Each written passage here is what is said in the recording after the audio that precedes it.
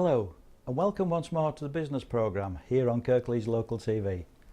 Apart from the contestants on Love Island recently, there can't be many people in the UK unaware that there's something called Brexit currently underway. Whatever your opinions and expectations, it has however highlighted the UK's current weaknesses and potential in becoming once more an independent exporting nation. To understand more locally, I've invited along today Annie Bradley from the Yorkshire Humberside team of the Department of International Trade. So Annie, thank you for joining us today. You're welcome. A simple question to begin with, what's the remit of the department currently and how does it operate locally? Okay, well the Department for International Trade is made up of trade promotion as well as trade policy. So within my area, which is trade promotion, we work with local companies and help them find markets and opportunities overseas and help them to do business basically as successfully as possible. And you're based whereabouts? Well, we have a regional office in Leeds and then we have a marketing and management operational delivery team in Barnsley.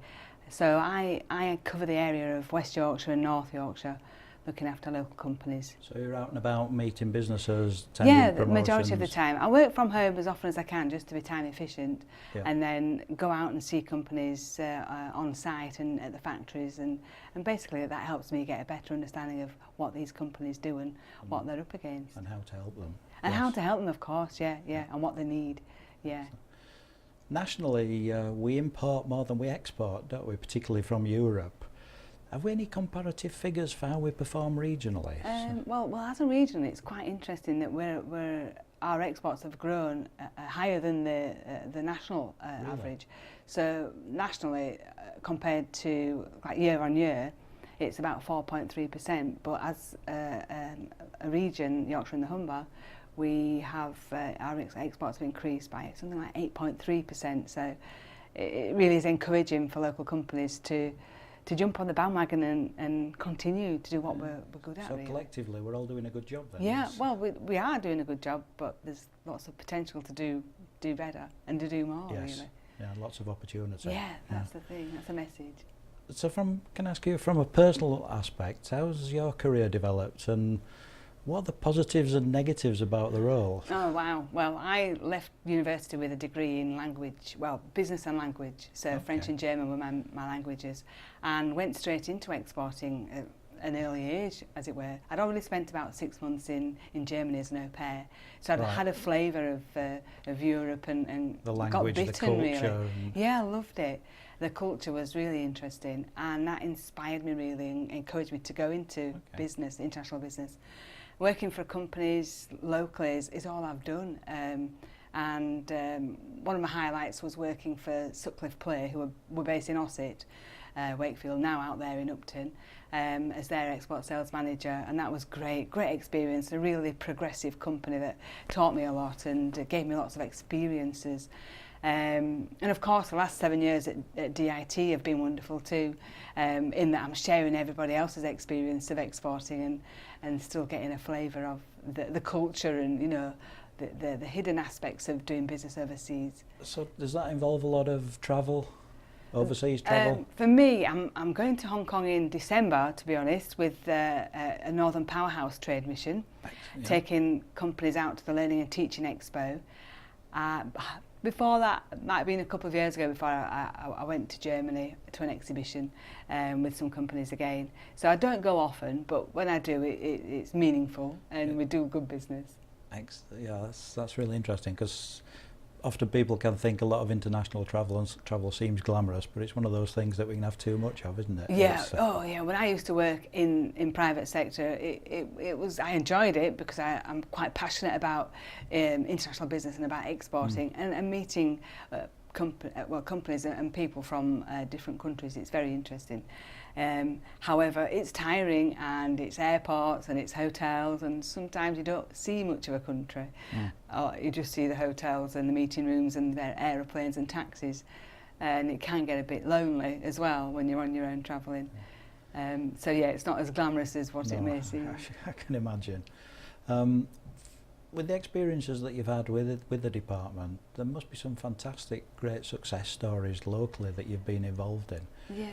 What advice can you give to both existing and potential exporters as to how to succeed? Wow. Well, I do work with wonderful companies, and first-time exporters to experienced exporters.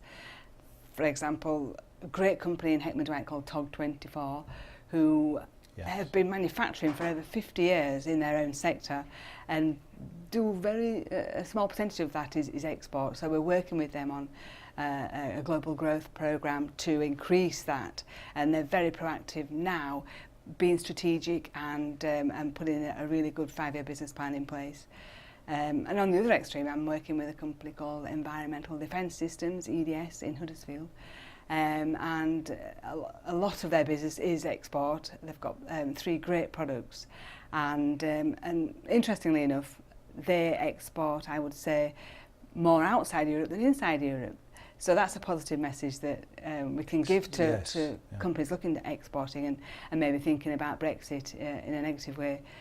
There is a world There is potential out there, and it is not just in Europe, but about over 55% of our exports are outside Europe anyway, so there are opportunities. So for companies that are thinking about exporting and have got it in their plan, I mean particularly small businesses, exporting can actually seem like a bureaucratic nightmare, can't it? What can and should they be doing now to take advantage of the opportunities that are there? It's a good time. It's a good time, David, to give it self-audit. I'd say, as a company, have a look at your strengths and your weaknesses, and start putting some measures in place to improve areas where you might need improvements, but also be strategic, get a plan, and look at your unique selling point and promote it.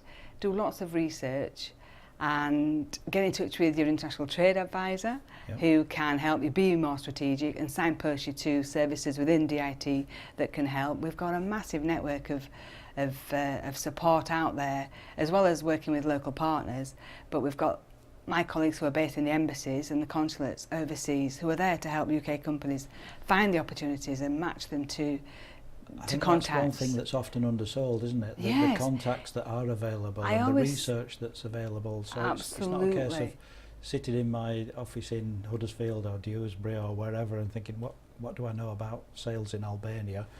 There's the departments there that can do it for you. That's right, and that's what I say is the jewel in our crown, is this massive global network of commercial officers and people like myself who are national, they're local to the marketplace. There are eyes and ears on the ground, and they can really help and assist local companies from Yorkshire and Humber, from Kirklees, find the contacts and the opportunities that are out there, inside or outside Europe.